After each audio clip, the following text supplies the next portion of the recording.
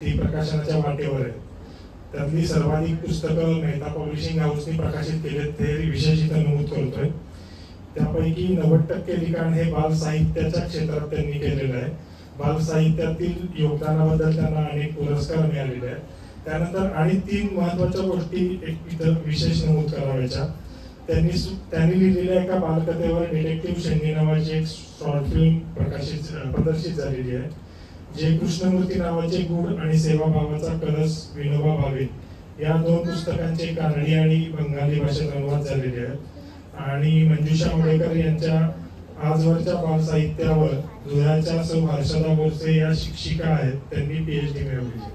तर आता मी जास्त वेळ घेत नाही, मॅडमचं मी मेहता पब्लिशिंग हाऊसच्या वतीने स्वागत करतो आणि त्यांना पुढची सूचना.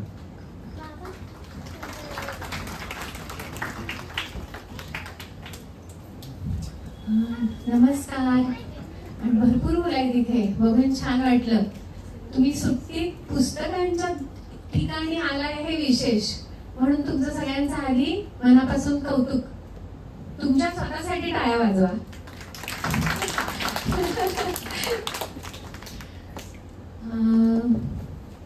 तुम्ही सगळेजण काय करण्यासाठी आला होता इथे? कसलं शिबिर आहे की काय आहे? गोष्ट ऐकायला. अच्छा, इथे गोष्टच ऐकायला आलाय. बरोबर. मला असं कोणीतरी म्हटलं की एक शिबिर आहे आणि तिकडूनही काही जण मुलं येणार आहेत, असं काहीतरी होतं. हा, बरोबर. आणि त्याच्यात आमचा विषय फॅन्टसी असा होता. आणि त्या रिलेटेड काही म्हणजे लँग्वेज डेव्हलपमेंट आणि गोष्ट हा सुद्धा आम्ही त्याच्यातला एक भाग घेतला. काही गोष्टी आम्ही ऐकून दाखवल्या, काही मुलांनी सांगितल्या. तर त्याचा एक भाग म्हणून आम्हाला वाटलं की नक्की गोष्ट ऐकायला मुलांना नेलं पाहिजे, आवड निर्माण करायला. बरोबर, छान. आता मी तुम्हाला सगळ्या मुलांना एक प्रश्न विचारणार आहे. नाही, तुम्ही ऐकलं असेल की मोठ्या मुलांना किंवा मोठ्या माणसांना एक प्रश्न विचारला जातो की तुम्ही काय करता.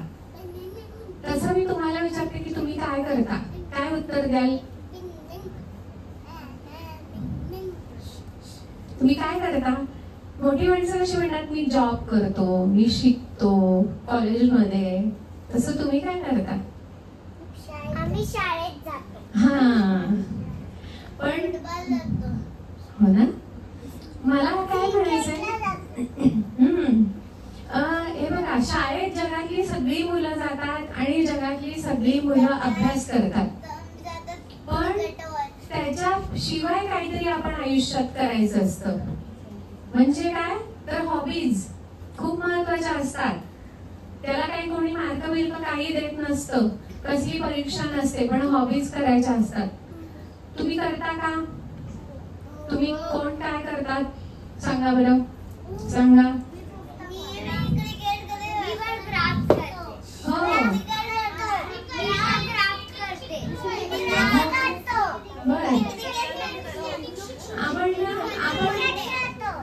पण आपण हे सगळं का करतो? आपण का करतो सांगा हे सगळं? अजून तुम्हाला एक बरोबर, आणखी खूप गोष्टी मिळतात आपल्याला. फ्रेंड्स मिळतात नवे नवे, आणि नवीन गोष्टी शिकायला मिळतात. त्याने आपलं कॉन्सन्ट्रेशन वाढतं, बरंच काय काय घडतं. तर आणखी एका गोष्टीसाठी आपण करतोय ते म्हणजे सारखा अभ्यास करून आपल्याला काय येतं? कंटाळा येतो का? का नाही? तुम्ही भयंकर सिन्सिअर आहात सगळे. फक्त अभ्यास, फक्त अभ्यास, फक्त अभ्यास असं करता का? अरे बापरे, मीच घाबरले आता. तुम्हाला माहितीये का, एक खूप जुनं गाणं आहे.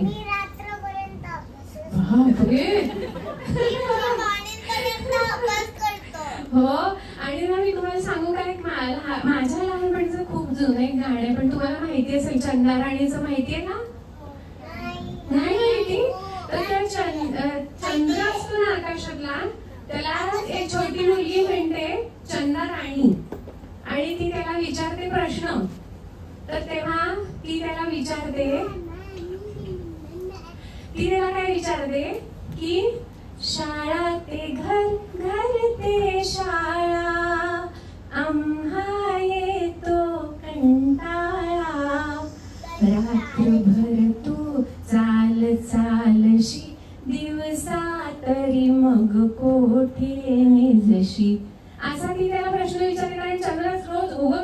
रोज मावळतो, रोज उगवतो, रोज मावळतो. ती म्हणते तुला कंटाळा येत नाही का? मला तर किती कंटाळा येतो अभ्यास करून. मग किती कंटाळा येतो 100 पर्यंत येतो ना. मग म्हणून हॉबीज करायच्या असतात आपला कंटाळा पण घालवायला.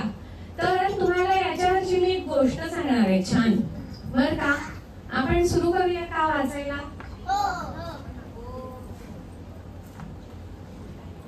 ही एक खूप जुनी गोष्ट आहे. ही रशियन कथा आहे खरं म्हणजे.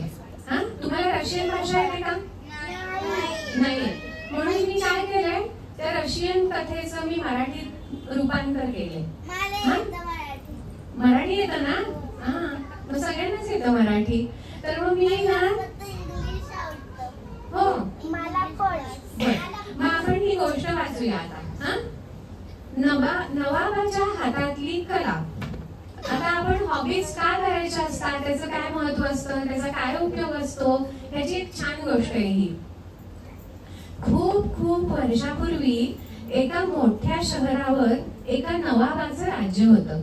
नवाब म्हणजे साधारण बादशाह किंवा राजाच म्हणू शकता तुम्ही. या नवाबाचा एक वेगळाच छंद होता. त्याला रोज रात्री वेश पालटून राज्यात फिरायला जायची आवड होती.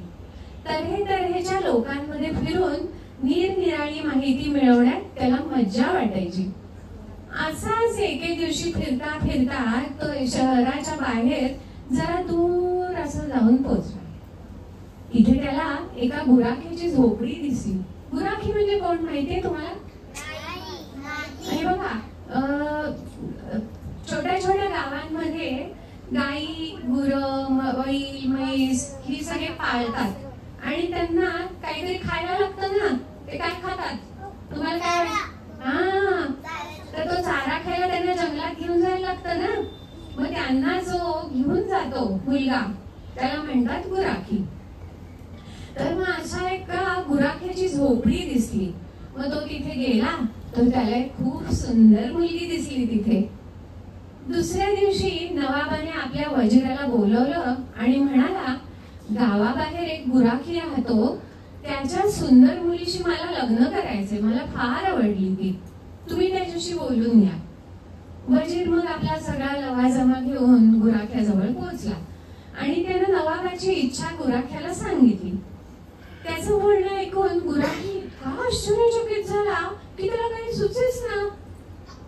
तेवढ्यात त्याची सुंदर मुलगी बाहेर आली आणि म्हणाली, आधी मला हे सांगा की नवाब साहेबांच्या हातात काही कला आहे का?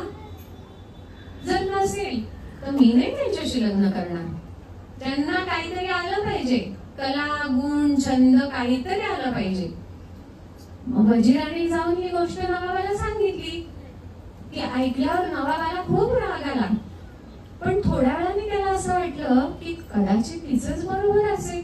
प्रत्येक माणसाच्या हातात काही ना काहीतरी कलागुण असायलाच हवा. मग नवाबानं गालीच्या विणायला शिकायचं ठरवलं. वर्षभर मेहनत करून त्यानं एक अत्यंत सुंदर असा गालीचा विणला. त्या गालीच्या मधल्या नक्षीमध्ये त्यानं आपलं स्वतःचं नावही गुंफलं. पण ते इतक्या बेमालूमपणे गुंफलं की तो नक्षीचाच एक भाग वाटत होता. तो गालीच्या गुराख्याच्या मुलीकडे पाठवण्यात आला. तो पाहिल्यावर ती म्हणाली की आता नवाब साहेबांच्या हातात काहीतरी कला आहे, आता मी तयार आहे त्यांच्याशी लग्न करायला. मग नवाबानं त्या सुंदर मुलीशी लग्न केलं आणि छानशी मेजवानी ठेवली. मग खूप दिवस गेले. एक दिवस नवाबाच्या मनात आलं की आपण बरेच दिवसात वेश पालटून गेलोच नाहीये. मग तो फिरायला बाहेर पडला वेश पालटून. एका छोट्याशा गल्लीमध्ये त्याला फिरता फिरता एक चहाचं दुकान दिसलं. तिथं जाऊन त्याने दुकानाच्या मालकाला विचारलं, थोडं चहा मिळेल का हो गरम गरम? दुकानदार म्हणला, मिळेल की, तू कोण आहेस? नवाब म्हणला, मी परदेशी आहे, लांब माझा देश आहे, तिकडून आलोय मी. असं होय, ये ना ये. आमच्या दुकानात तुला झकासची बिर्याणी पण मिळेल आणि वर गरमागरम चहा. जा तिकडे त्या आदल्या खोलीत जाऊन बस, असं दुकानदार म्हणला. नवाबांनी काय केलं, आतल्या खोलीचा दरवाजा उघडला, तो खोलीत गेला आणि अचानक त्याच्या पायाखालची जमीनच सरकली आणि तो खालच्या तळघरात जाऊन पडला. त्या तळघरात चाकू सुरे हातात घेऊन काही दरोडेखोर उभे होते. त्यांनी नवाबाचे हातपाय बांधून टाकले, डोळ्यावर पट्टी बांधली. त्या चोरांचा सरदार म्हणला, उद्या या सगळ्या कैद्यांना पोत्यात कोंबून उंटावर लादू आणि शहराबाहेर घेऊन जाऊ, मग दुसऱ्या शहरात नेऊन गुलामांच्या बाजारात विकून टाकू. नवाबांनी त्याला विचारलं, तुम्हाला एका गुलामाचे किती पैसे मिळतात हो? सरदार म्हणला, 50 मोहरा मिळतील एकाला. नवाब म्हणाला, त्याला एक युक्ती सुचली, तो हुशार होता, त्याला कळलं आता हे सगळं काय चाललंय. तो म्हणला, हे बघा, मी एक अतिशय कुशल कारागीर आहे, मी फार उत्तम गालिचा विणू शकतो. तुम्ही जर मला गालिचा विणायचं सामान आणून दिलं तर मी एक गालिचा विणेन. तुम्ही तो नवाबाच्या बायकोकडे घेऊन जा आणि तिला तो गालिचा द्या की तुम्हाला भरपूर सोन्याच्या नाणी देतील छान छान. त्याच्या तोंडाला पाणी सुटलं त्या सरदाराच्या. बरं म्हणला आणि त्यांनी सगळं सामान आणून दिलं गालिचा विणायचं. मग त्यांनी विणला गालिचा तसाच जो आधी त्या बायकोला त्यांनी भेट दिला होता, त्याच्यात नाव लिहिलं होतं स्वतःचं नक्षीमध्ये, तसाच केला आणि दिला. मग ह्या लोकांनी जाऊन राणीकडे गेले ते त्या नवाबाच्या आणि गालिचा दिला आणि पैसे मागितले. तो बघितल्यावर राणीच्या लक्षात आलं काय ते, कारण राजा परत आलेला नाहीये. नवाब म्हणल्यावर त्यांनी शोध घेतला होता खूप आणि तो काही सापडलेला नव्हता. मग गालिचा दिसल्यावर कळलं तिला. मग ताबडतोब सैनिकांना बोलवून तिने त्याला पकडलं, त्या सरदाराला चोरांच्या, आणि ती गेली तिकडे जिथे त्या लोकांना कैद करून ठेवलं होतं. मग तिथे बादशाह सापडला आणि त्याची सुटका झाली आणि मग त्याला घरी घेऊन राजवाड्यात घेऊन आली बायको. बाकीच्यांची पण सुटका झाली. मग तेव्हा तो नवाब म्हणला तिला की तू जेव्हा आधी मला म्हणाली होतीस की तुमच्या हातात काही कला नाहीये तर मी तुमच्याशी लग्न करणार नाही, तेव्हा मला तुमचा खूप राग आला होता. पण मला आता कळलं की कुठलीच कला कधी वाया जात नाही, त्याचा कुठे ना कुठेतरी उपयोग होतो की नाही. तसं तुम्हाला पण होणार. तुम्ही काहीतरी करायचं, डान्स शिकायचा, चित्र काढायची, पोहायला जायचं, काय आवडेल ते करायचं. कुठल्या गोष्टीत तुम्हाला इंटरेस्ट होईल निर्माण आणि तुम्ही त्याच्यात पुढे जाल तुम्हाला माहित नाही. तुम्हाला काय काय करावं असं वाटतं? हो का? मला काहीतरी बनवायला आवडतं. काय म्हणजे काय बनवायला आवडतं? मेकॅनिक्स वगैरे काही पण. हो का? बरं, मग तू इंजिनियर होणार. काय? योगा. वा. काय? व्हायलिन. अच्छा, चांगलंय की. अरे तू तोत्तोचान वाचलंस का मग? तोत्तोचान पुस्तक?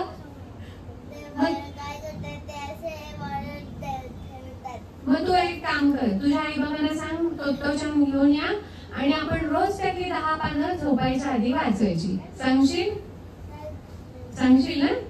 हा बोल. मला कथ्थक करायला. हो का? बर छान आहे.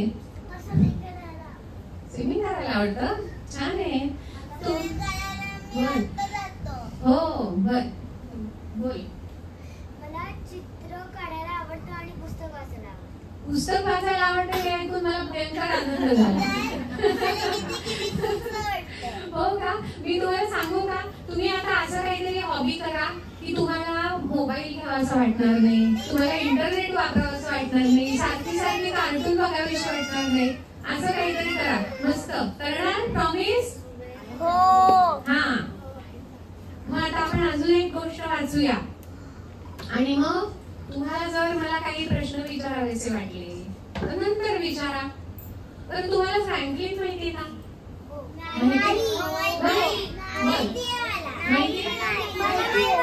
हे बघा, हा आहे फ्रँकलिन आहे ना. त्याचं नाव आहे, पण त्याचं नाव आहे फ्रँकलिन. तर ज्यांच्याकडे नाहीये फ्रँकलिनचं पुस्तक त्यांनी आज विकत घेऊन जायचं. घरी वाचायचं. चालेल का? नाही ना, मग आज घेऊन जायचं. इथे भरपूर आहे, इकडे भरपूर पुस्तक आहे, घेऊन जायचं. हा, आई बाबांना सांगायचं. मग आज आपण ना फ्रँकलिनची एक मज्जाच वाचूया. तुम्हाला पसारा म्हणजे काय माहिती? हा, तुम्ही करता ना? मग आता फ्रँकलिनची कशी मजा झाली पसारा करण्यामुळे, आपण त्याची गोष्ट वाचूया काय. आणि मग तुम्ही मला सगळ्यांनी तुमची फजिती कशी झाली ते सांगायचं. सांगणार का? हा, बर. मग आता ह्या फ्रँकलिनची गोष्ट वाचूया आपण. फ्रँकलिनला उलट सुलट आकडे मोजता यायचे. त्याला शर्टाची बटणं सुद्धा बरोबर लावता यायची. त्याला त्याच्या बुटांची नाडी बांधता यायची आणि बेचा पाढा सुद्धा म्हणता यायचा. पण फ्रँकलिन इतका वेंधळा होता, इतका गबाळा होता की त्याला त्याच्या वस्तू वेळेला सापडायच्याच नाही. प्रत्येक गोष्ट शोधायला लागायची त्याला, अगदी त्याच्या खास आवडत्या वस्तू सुद्धा. मग काय झालं एकदा मज्जा. एके दिवशी फ्रँकलिन त्याची तलवार शोधत होता. ती एकदम खास होती, कारण त्यानं ती स्वतःच पुठ्ठा, लाकूड आणि दोरीपासून बनवलेली होती. फ्रँकलिनला ती त्याच्या मित्रांबरोबर राजा शिपाई खेळ खेळण्यासाठी पाहिजे होती. त्यांनी सगळीकडे शोधलं. त्याला एक गोट्यांचा बटवा मिळाला. त्या गोट्या हरवल्या आहेत अशीच त्याची समजूत होती. त्याला एक मातकटी रंगाचा सफरचंदाचा तुकडा पण सापडला. फार काय, त्याला त्याची आवडती खेळाची टोपी सुद्धा सापडली. पण त्याला त्याची तलवार काही कुठे मिळेल ना. अगं आई, तू माझी तलवार कुठे पाहिलीस का ग? फ्रँकलिनने त्याच्या आईला विचारलं. फ्रँकलिनच्या आईने खोलीवरून नजर फिरवली. तिने मान हलवली. मला तरी बघावं तिकडे सगळीकडे पसाराच दिसतोय. तू खेळायला जाण्याआधी सगळी खोली नीट आवरून ठेवत जा रे. तुमची आई पण सांगते ना असं?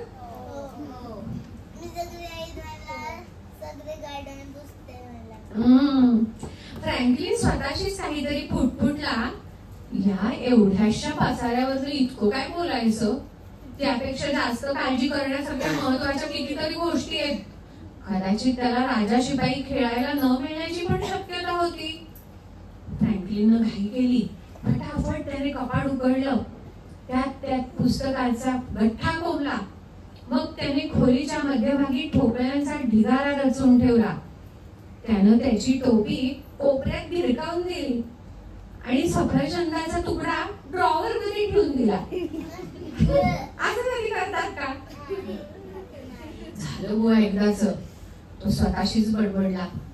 पण तरीही त्याला त्याची तलवार नाही सापडली नाहीच. फ्रँकलिन अस्वलाच्या घरी पोहोचेपर्यंत त्याच्या मित्रांनी राजा शिपाई खेळायला सुरुवात सुद्धा केली होती. अस्वलानं आपल्या तलवारीनं हवेतल्या हवेत असा वार केला. तिकडे घुशीने दुष्ट ड्रॅगनवर ती झेप घेतली. फ्रँकलिन, ये चटकन, अस्वल ओरडलं. आम्हाला तुझी मदत हवीये. मला जमणार नाही रे, फ्रँकलिन पुटपुटला. खेळ एकदम थांबला. का नाही जमणार? त्यांनी विचारलं. माझ्याकडे तलवारच नाहीये ना, फ्रँकलिन म्हणला. ते ऐकून अस्वल खूपच निराश झालं. अरे पण तलवारीशिवाय आपण राजा शिपाई खेळ खेळणार तरी कसे? त्यानं विचारलं. फ्रँकलिनने इकडे तिकडे बघितलं. त्याला जमिनीवर एक काठी पडलेली दिसली. मी ही काठी घेतो, तो म्हणला. मग त्याने संपूर्ण दुपारभर ड्रॅगनची लढाई केली. आता उद्या, फ्रँकलिन म्हणला, मी माझी तलवार घेऊन येतो. म्हणजे मग आपल्याला आग ओकणाऱ्या ड्रॅगन पासून घुशीला वाचवता येईल. किती झालं तरी आपण शूरवीर फ्रँकलिन आणि शूरवीर अस्वल आहोत की नाही? घुशीने जोरात आपली शेपटी खाली आपटली. मला माझं रक्षण कुणीही करायला नकोय. मला पण शूरवीर घुस व्हायचंय. बरं बाबा, ठीक आहे, फ्रँकलिन म्हणला. तू शूरवीर घोष होऊ शकतेस. पण आपण सगळे मिळून राजाचं रक्षण करायला पाहिजे ना, ते आपण करू. अरे पण तुला तुझी ती तलवार आणायला लागेल ना, अस्वल म्हणलं. होय तर प्रश्नच नाही, फ्रँकलिन म्हणला. फ्रँकलिन घरी जाऊन पोहोचला तेव्हा त्याचे बाबा जाम चिडलेले होते. मला तुझ्या ड्रॉवर मध्ये हे सापडलंय. ते त्याच्या पुढे सफरचंदाचा तुकडा नाचवत म्हणले, ही काय जागा आहे का हे ठेवायची? आणि मला ही टोपी जमिनीवर टाकलेली दिसली, ती सुद्धा तिथे ठेवायचं काय कारण होतं? फ्रँकलिनने सफरचंदाचा तुकडा मुकाट्याने कचऱ्याच्या टोपलीत फेकला आणि टोपी खुंटीला लटकावली. त्याला कळलं बाबा रागवले, आपली आता काय खैर नाही. गपचूप त्याने पसारा आवरायला सुरुवात केला. मनात म्हणत होता, एवढ्याशा पसाऱ्यावरनं इतका आरडाओरडा करायची काही गरज होती का? त्याला खूप राग आला होता. तेवढ्यात फ्रँकलिनला खेळायला दिलेला आपला कोड्यांचा खेळ घ्यायला आलेली त्याची मैत्रीण हौसी भेटली. मला जरा माझा खेळ परत देतोस का रे, तिनं विचारलं. फ्रँकलिनने इकडे तिकडे बघितलं. त्याच्या खोलीत इतका पसारा होता की पुस्तकांच्या, रंगांच्या, ठोकळ्यांच्या सगळ्या ढिगाऱ्यात त्याला तिचा खेळ कुठे दिसेच ना. कदाचित तो कपाटात असेल, फ्रँकलिन म्हणला. फ्रँकलिननं कपाटाचं दार उघडलं. तिथेही भरपूर पसारा होता. त्याने आत पाऊल टाकलं आणि धडाम धड धड धाड, बाप रे केवढा आवाज झाला. फ्रँकलिनचे आई बाबा धावत आत आले. तू ठीक आहेस ना फ्रँकलिन? काय झालं काय झालं? त्यांनी त्याला विचारलं. मी ठीक आहे फ्रँकलिन म्हणला. पण माझी तलवार नाही ना सापडत. आणि तेवढ्यात त्याला सापडली तलवार. त्याने हातातले तलवारीचे 2 तुकडे दाखवले. काय हा पसारा? फ्रँकलिनला वाईट वाटायला लागलं खूप. कदाचित तुला तुझ्या वस्तू ठेवायला एवढीशी जागा पुरत नसेल रे फ्रँकलिन, त्याची आई म्हणाली.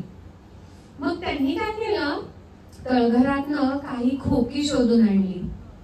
त्यांना छान रंग दिला, त्याच्यावर नावं लिहिली. खेळाचं खोकं, कोड्याचं खोकं, कपड्यांचं खोकं आणि ठोकळ्यांचं खोकं. त्यांनी मग सगळी पुस्तकं उचलून पुस्तकांच्या शेल्फवर ठेवून दिली. मग त्यांनी खास नवीन तलवारीसाठी दाराआड एक खुंटी ठोकली.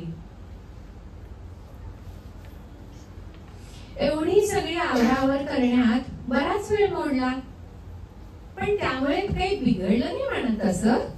कारण आवरावर करताना फ्रँकलिनला त्याच्या कितीतरी हरवलेल्या वस्तू सापडल्या. त्यात हंसीच्या कोड्याचा खेळ होता, त्याचा स्वतःचा आवडता जांभळ्या रंगाचा खडू होता, नवीन तलवार आणि ढाल बनवण्यासाठी पुठ्ठ्यांचे आणि लाकड्यांचे तुकडे आणि दोऱ्या पण होत्या. दुसऱ्या दिवशी सकाळी फ्रँकलिननं झक्कपैकी सैनिकाचा वेश केला. तो त्याच्या नव्या ढालीवर फारच खुश होता. कारण त्यावर लिहिलेलं होतं, शूरवीर फ्रँकलिन, प्रामाणिक आणि बहादूर. त्यालाच लिहिलं होतं, शूरवीर फ्रँकलिन. आई म्हणली, अहो शूरवीर, तुम्ही काहीतरी विसरताय. फ्रँकलिनची आई त्याच्या कानात हळूच काहीतरी बोलली. फ्रँकलिन हसला. रंगीत खडूनं ढालीवर त्यांनी आणखी 2 शब्द घातले. ते काय होते तर, शूरवीर फ्रँकलिन, प्रामाणिक आणि बहादूर आणि नीटनेटका. आवडली का गोष्ट? मग आता तुम्ही पसारा करणार की पसारा आवडणार? नक्की ना. मग तुम्हाला काय ज्या वस्तू सापडतील त्या मला कळवाल का? तुमच्या हरवलेल्या वस्तू सापडणार आहेत तुम्हाला पसारा आवडला की. मग मला सांगाल? पसारा घालतोस पण तो आवरायचं कधी? मी दोन्ही करतो. दोन्ही करतो, हे बरं आहे आपलं.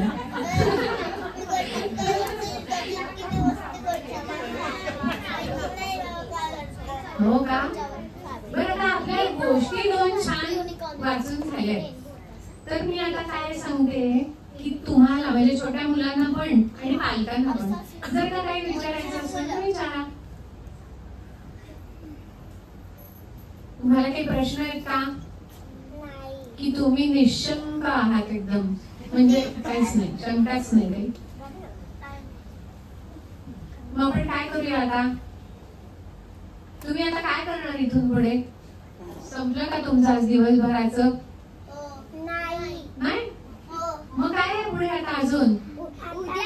उद्या मी गावाला जाणार आहे. हो. आणि एरोप्लेन मध्ये जाणार. बर. आणि ग्रीन बेकरीचे समोसे खाणार आहे. पट्टी समोसे का? मला आवडतं. हो का? आणि सांग ना. हा बोल बोल. माझा व्हॉल्यूमचा क्लास. हो बरोबर. परीक्षा दिली का व्हॉल्यूमची? बर. छान छान. बर. तुम्हाला काय अजून कोणाला काही विचारायचंय, बोलायचंय, काही शेअर करायचंय का? कोणाला गोष्ट सांगायची होती मगाशी? कोणीतरी म्हणाला बाबा. कुणाला गाणं म्हणायचंय, कुणाला गोष्ट सांगायची आहे? ये.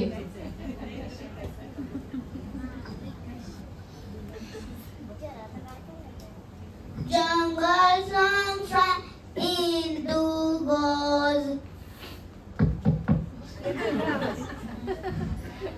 The jungle soul is had jungle from tiger. The tiger will go.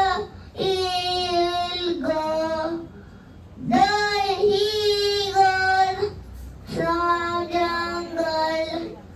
The elephant comes from the water. Water is fun into from his have to get fun. Fun is to from it has young. He will go tigers from lion goes to jungle time. His jungle time from us to times. पण मराठी येतं का काही कुणाला? मराठी?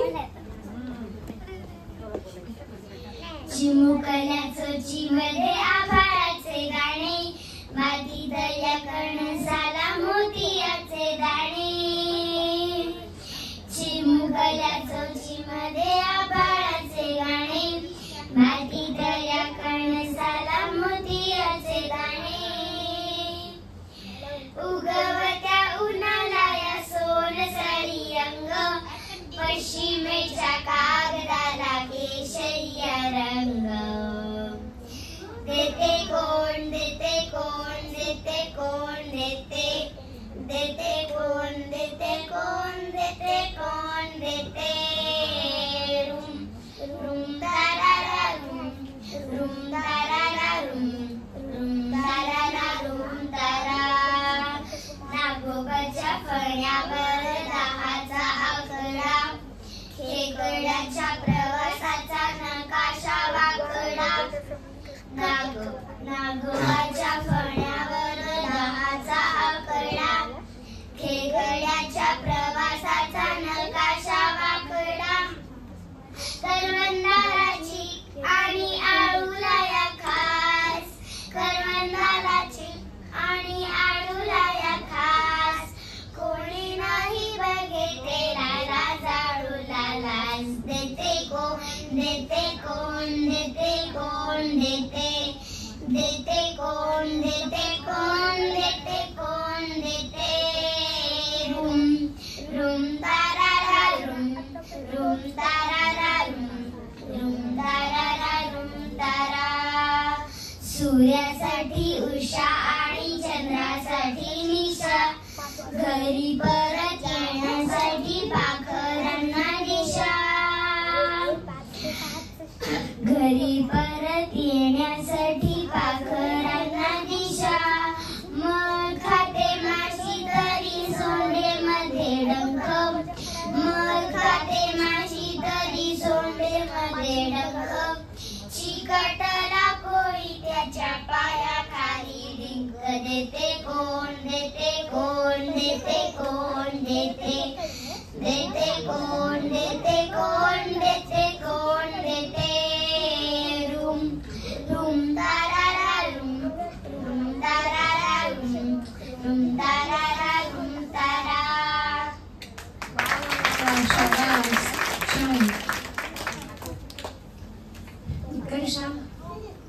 आता काय करायचं?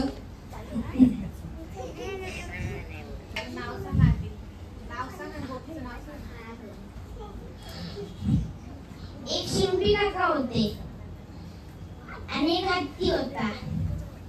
मग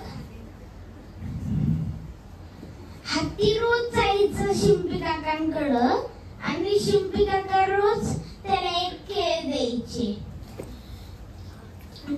तर हत्ती ते केळ खाऊन आंघोळीला जायचा. मग एक दिवशी शिंपी काकांना राग आला होता. मग शिंपी काकांनी हत्तीला केळ द्यायच्या आधी केळीमध्ये सुई घालून दिली. मग हत्तीने ते खायला गेला. हत्ती खायला गेला तो केळ.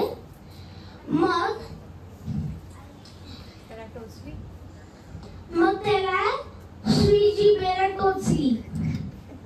मग हत्ती गेला रागात समुद्रावर. तिथला सगळा चिखल तोंडात घेतला. चिखल सोंडेमध्ये घेतला आणि त्या शिंपी काकांच्या पूर्ण दुकानावर, कपड्यांवर, सगळ्यावर उडवला. मग कधी असं करायचं असतं का तुम्ही सांगा? एकाचा राग तिसऱ्यावर काढला. बघा आता तुम्ही.